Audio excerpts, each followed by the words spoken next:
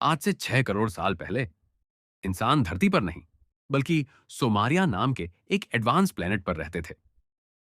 Mills अपनी बीमार बेटी के इलाज के लिए एक मिशन पर निकलता है, पर उसका शिप एस्टेरॉइड से टकराकर एक अनजान ग्रह पर क्रैश हो जाता है।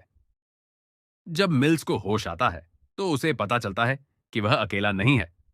यह ग्रह कोई और नहीं, बल्कि धरती है, जहां इंसानों का नहीं, खूंखार डायनासोरों का राज है। उसके सभी साथी मारे जा चुके हैं, सिवाय एक छोटी लड़की कोआ के। अब उसे 15 किलोमीटर दूर पहाड़ पर गिरे शिप के दूसरे हिस्से तक पहुंचना है, वरना मौत पक्की है। शिप के मलबे में मिल्स को मिली कोआ, एक छोटी लड़की जिसकी जबान मिल्स के लिए अनजान थी, पर उसका डर एक जैसा था। कोआ को बचाने के लिए मिल्स ने एक सफेद झूठ बोला कि उसके माता पिता जिंदा हैं।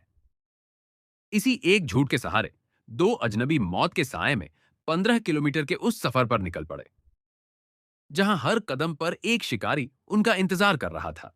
जंगल जितना खूबसूरत था, उतना ही घातक। जब मिल्स एक खूनी दलदल में ढंसने लगा, तो आसमान से उड़ते शिकारियों ने उसे अपना निवाला समझ लिया। मौत इंच दर इंच उसे निगल रही थी, लेकिन तभी कोआ की हिम्मत ने बाजी पलट दी। उस बच्ची ने साबित कर दिया कि जिंदा रहने की जंग में कद नहीं, कलेजा मायने रखता है। आखिरकार वे पहाड़ पर पहुंचे, पर कोआ की उम्मीदें टूटकर बिखर गईं। वहां कोई माता पिता नहीं थे, सिर्फ सन्नाटा था। मिल्स ने उसे सच बताया कि उसने अपनी बेटी को खो दिया है, और अब वो कोआ को नहीं खोना चाहता। पर शोक मनाने का वक्त नहीं था, क्योंकि आसमान का रंग खून जैसा लाल हो चुका था। ब्रह्मांड का सबसे बड़ा काल, एक विशाल मिट्रॉइड धरती की ओर बढ़ रहा था।